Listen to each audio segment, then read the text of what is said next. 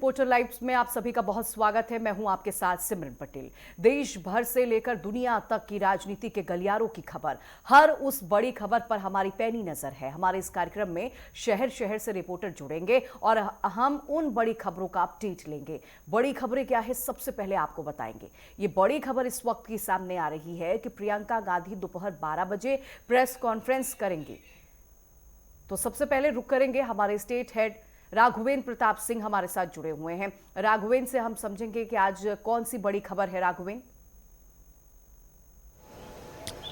बिल्कुल सिमरन, जैसा आपने भी जिक्र किया कि 12 बजे प्रियंका गांधी वाड्रा प्रेस कॉन्फ्रेंस करेंगी और ये प्रेस कॉन्फ्रेंस सारे राजनीतिक दल ही पूरे देश में कर रहे हैं या करेंगे। क्योंकि महिला आरक्षण बिल लोकसभा में गिर गया है, उसके बाद सारे राजनीतिक दल ये बताने में जुटे हुए हैं कि महिलाओं के सच्चे हितैषी हमारी पार्टी है, हम आपकी हितैषी हैं, आप हमारे साथ रहिए। क्योंकि कांग्रेस भी इस मुद्दे को भुनाना चाहती है कि जिस तरह से इस बिल को लाया जाना चाहिए था उस तरह से इस बिल को नहीं लाया गया, परिसीमन जोड़ा गया, कई सारी ऐसी बातें रहीं जिसकी वजह से विपक्ष का साथ नहीं मिला। लेकिन उत्तर प्रदेश की बात कर लें तो उत्तर प्रदेश में जैसे ही लोकसभा में ये बिल गिरा उसके बाद से महिलाओं का विरोध प्रदर्शन जारी हो गया है। और अपर्णा बिष्ट यादव जो अखिलेश यादव परिवार से ही आती हैं, इस समय भारतीय जनता पार्टी में हैं और यहाँ राज्य महिला आयोग के उपाध्यक्ष भी हैं, उन्होंने रात में ही समाजवादी पार्टी और कांग्रेस के झंडे को फूंका। और इसके अलावा समाजवादी पार्टी और कांग्रेस पे हमला बोला कि ये महिलाओं के हितैषी नहीं। तो एक तरह से कहा जा सकता है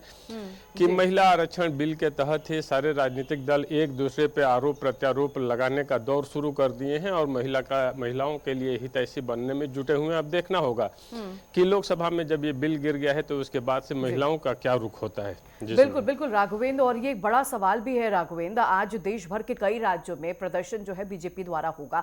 बहरहाल अगर लखनऊ की जानकारी चाहिए तो फिलहाल लखनऊ में अभी किस तरह आप माहौल देख पा रहे हैं, क्योंकि खबर ये भी सामने आ रही है कि समाजवादी पार्टी का कार्यालय और कांग्रेस के कार्यालय का घेराव भी बीजेपी करेगी।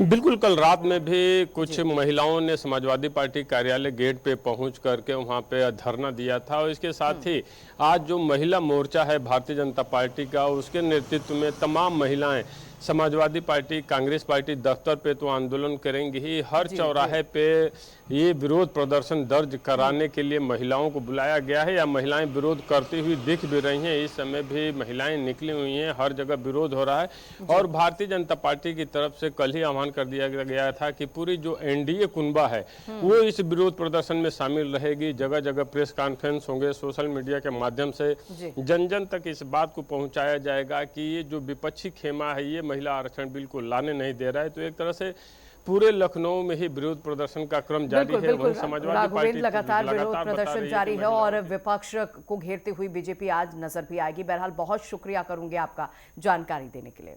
खबरों में आगे बढ़ेंगे और इस वक्त की बड़ी खबर सामने आ रही है। प्रियंका गांधी दोपहर 12 बजे प्रेस कॉन्फ्रेंस करेंगी। ये बड़ी खबर आप तक पहुंचा रहे हैं, आपको जानकारी दे दे। 12 बजे प्रेस कॉन्फ्रेंस करेंगी प्रियंका गांधी। विपक्ष लगातार इसे लेकर अपनी बात भी आज रखेगा। वही बता दें, प्रधानमंत्री नरेंद्र मोदी को विपक्ष चिट्ठी भी लिखेगा। महिला आरक्षण बिल को लेकर प्रेस कॉन्फ्रेंस होगा।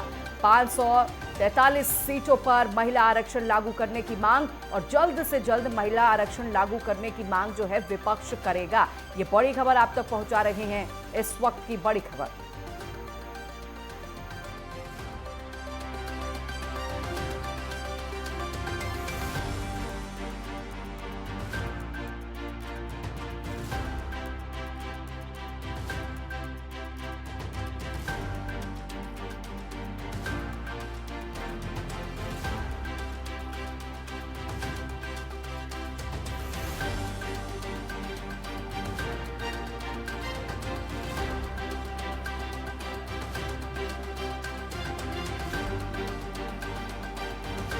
खबर आप तक पहुंचा रहे हैं। महिला आरक्षण बिल लागू नहीं हुआ, इसे लेकर लगातार बीजेपी प्रदर्शन कर रही है और जानकारी ये भी निकलकर सामने आ रही है कि विपक्ष जो है प्रधानमंत्री नरेंद्र मोदी को एक चिट्ठी भी लिखेगा। और इस चिट्ठी में जल्द से जल्द महिला आरक्षण लागू करने की मांग जो है विपक्ष करेगा। और जानकारी ये भी निकलकर सामने आ रही है कि आज दोपहर 12 बजे प्रियंका गांधी प्रेस कॉन्फ्रेंस भी करेंगी। ये बड़ी खबर आप तक पहुंचा रहे हैं, इस वक्त की बड़ी खबर। प्रियंका गांधी दोपहर 12 बजे प्रेस कॉन्फ्रेंस करेंगी। विपक्ष प्रधानमंत्री नरेंद्र मोदी को चिट्ठी लिखेगा और इस चिट्ठी में महिला आरक्षण बिल लागू कराने की मांग जो है विपक्ष करेगा। ये बड़ी खबर आप तक पहुंचा रहे हैं। 543 सीटों पर महिला आरक्षण बिल लागू हो, महिलाओं को आरक्षण मिले, इस चीज का जिक्र जो है पिछले 3 दिन से विशेष सत्र के दौरान विपक्ष कर रहा था। विपक्ष की यही मांग थी। हालांकि देखिए, कल वोटिंग होने के बाद जो है विपक्ष कहीं ना कहीं जीत गया है, लेकिन आज विपक्ष द्वारा जो प्रेस कॉन्फ्रेंस किया जाएगा, जो कि जानकारी मिल रही है कि 12 बजे प्रियंका गांधी करेंगी। उसके बाद ये भी जानकारी निकलकर सामने आ रही है कि अखिलेश यादव भी प्रेस कॉन्फ्रेंस कर सकते हैं।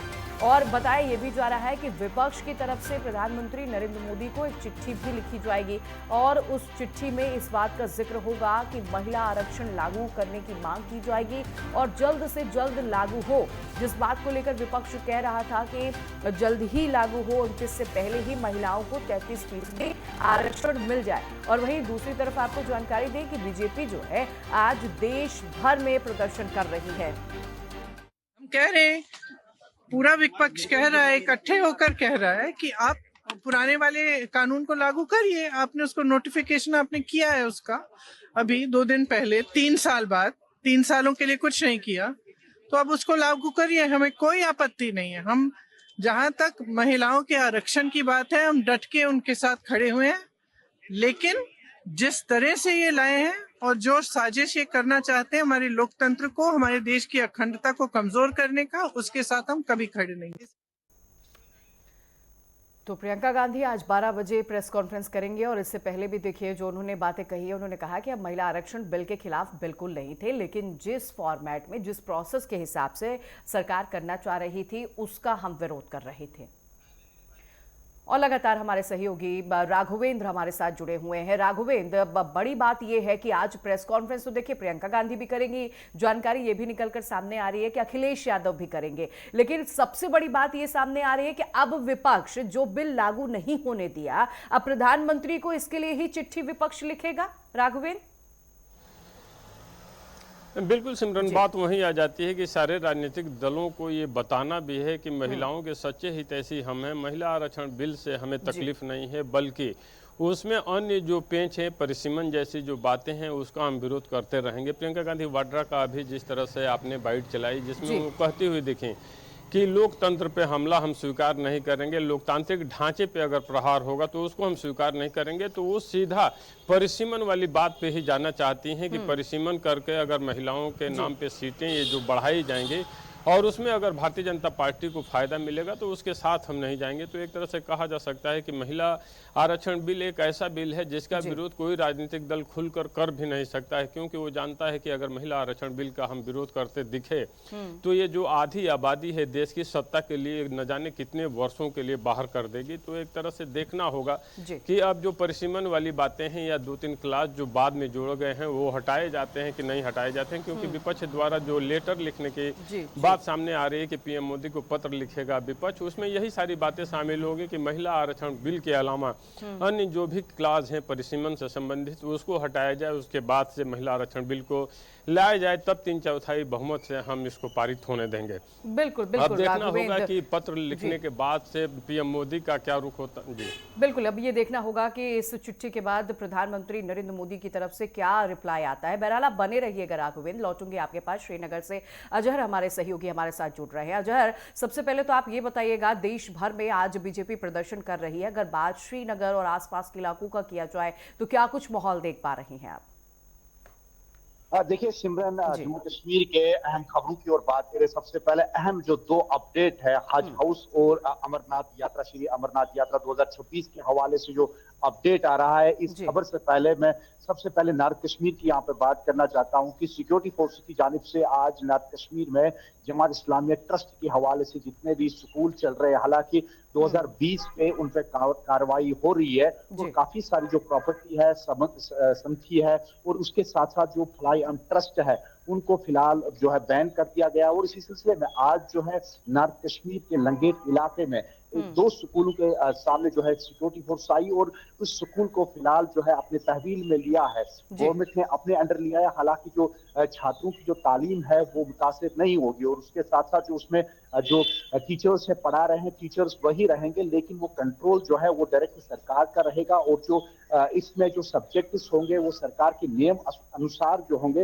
वो सारी प्रक्रिया जो है सरकार के ऊपर होगी। और जाहिर सी बात है कहीं ना कहीं जिस तरीके से हम देख रहे हैं लगातार सिक्योरिटी फोर्सेस की जानिब से जो टेरर फंडिंग केस या जितने भी टेरर रिलेटेड जितने भी जमातें हैं उनके ऊपर जो है शिकंजा जो है वो कसता हुआ दिख रहा है और इसी की कड़ी जो है आज नॉर्थ कश्मीर में एक एक्शन यहाँ पे देखने को मिल पा रहा है।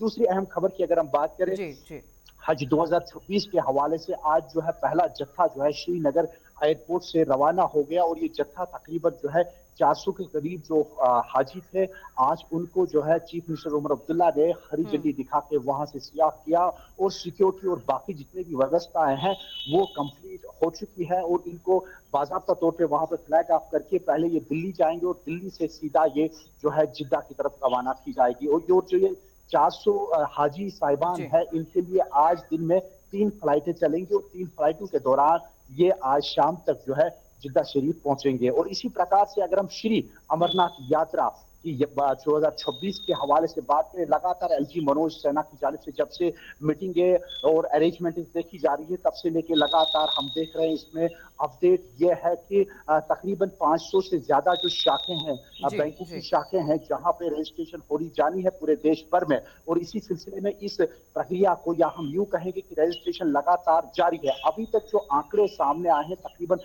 18,000 के करीब जो यात्री है उन्होंने अपनी रजिस्ट्रेशन यहाँ पे मुकम्मल कर दी है।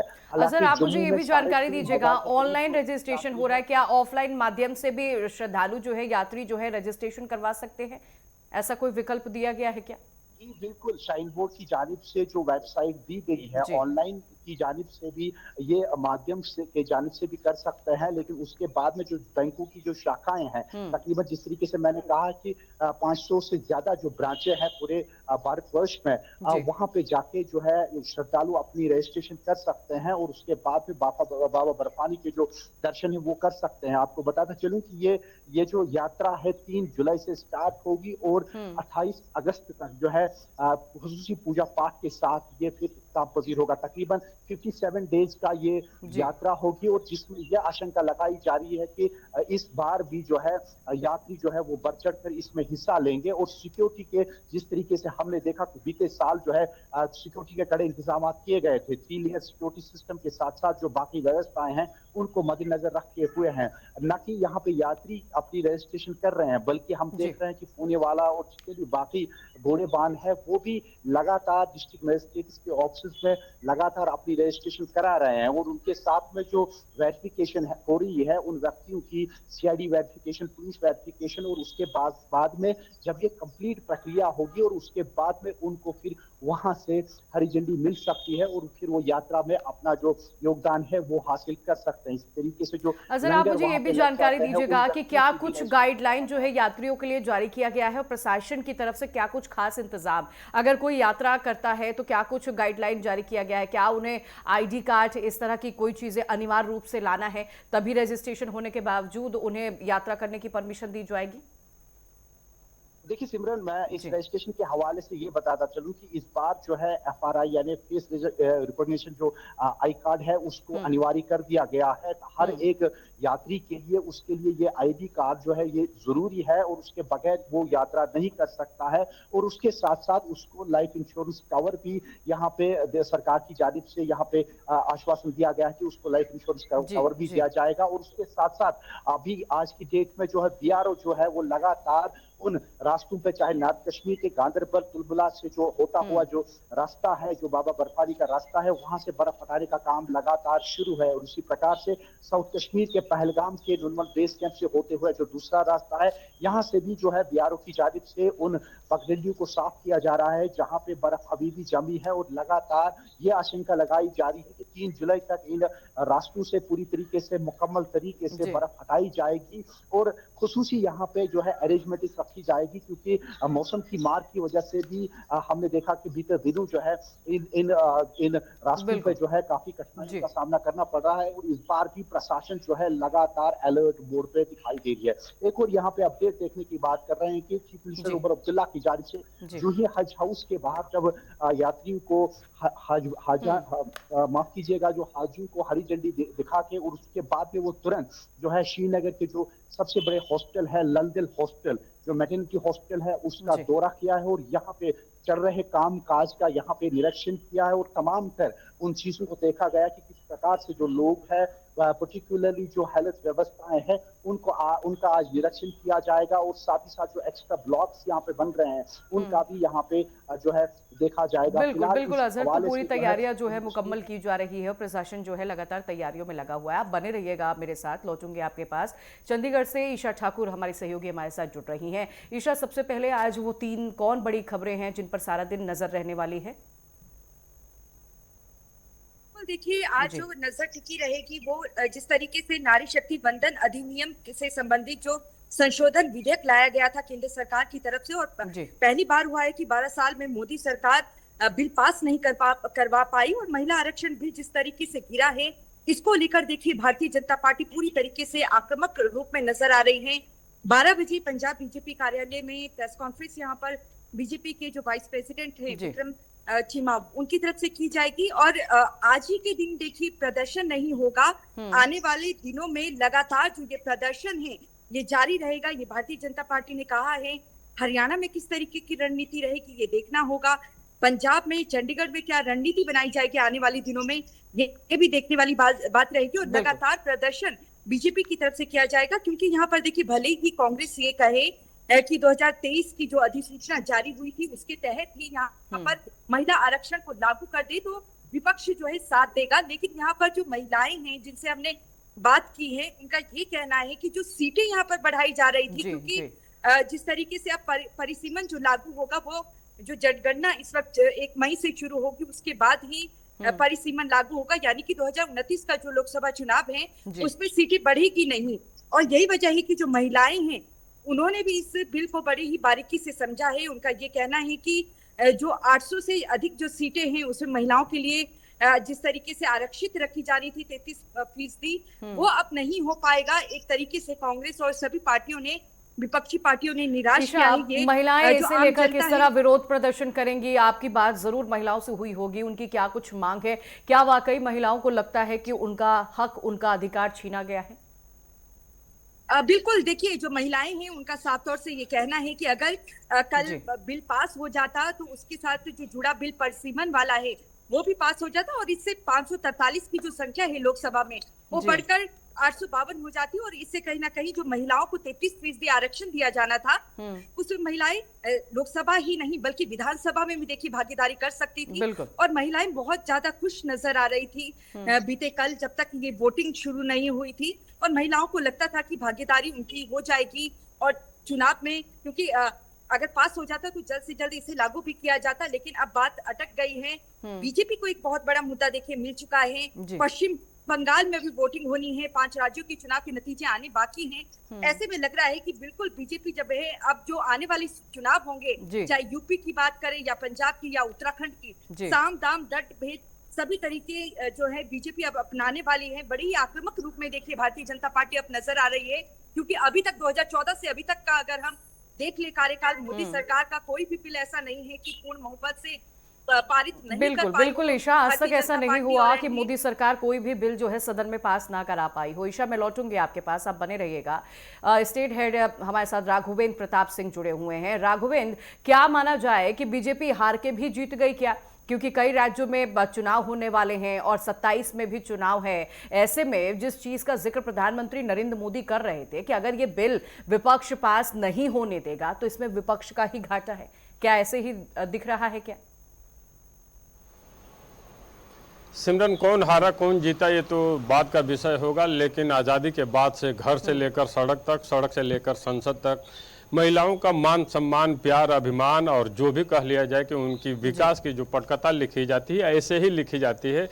हर कोई मान सम्मान देना चाहता है लेकिन मिल नहीं पाता है। जिस तरह से नारी शक्ति वंदन अधिनियम भी लाया गया, हर राजनीतिक दल ये बताने से नहीं चूक रहा है कि हम सच्चे हितैषी हैं, लेकिन आखिरकार क्यों नहीं नारी शक्ति वंदन अधिनियम पास हो पा रहा है, इस पे जरूर विचार करना होगा। जहां तक आपने पीएम मोदी की बात कही या बीजेपी की, तो इसे इनकार नहीं है कि हार कर भी जीतता हुआ दिख रहा है सत्तारूढ़ दल, क्योंकि जिस तरह से उन्होंने अधिनियम लाए पूरे देश में, जिस तरह से प्रेस कॉन्फ्रेंसेज की जा रही है, जिस तरह से विपक्षी पार्टियों के लिए विरोध प्रदर्शन किया जा रहा है महिलाओं की तरफ से, इसको देखकर यही लगता है कि सत्ता पक्ष कहीं न कहीं से इस पे ज्यादा माइलेज में दिखाई दे रहा है। बिल्कुल राघवेंद्र, ये समय ही बताएगा कि किसकी हार हुई किसकी जीत। भले ही आज विपक्ष और पक्ष की तरफ से प्रेस कॉन्फ्रेंस होगा और बीजेपी जो है देश भर में विरोध प्रदर्शन करेगी। अब देखना होगा कि आने वाले दिनों में क्या वाकई जो चिट्ठी विपक्ष लिखने वाला है उस पर कुछ काम होगा या नहीं। बहरहाल अब सभी सहयोगियों का बहुत धन्यवाद करूंगी हमारे साथ जुड़ने के लिए, अपनी बात पहुंचाने के लिए। और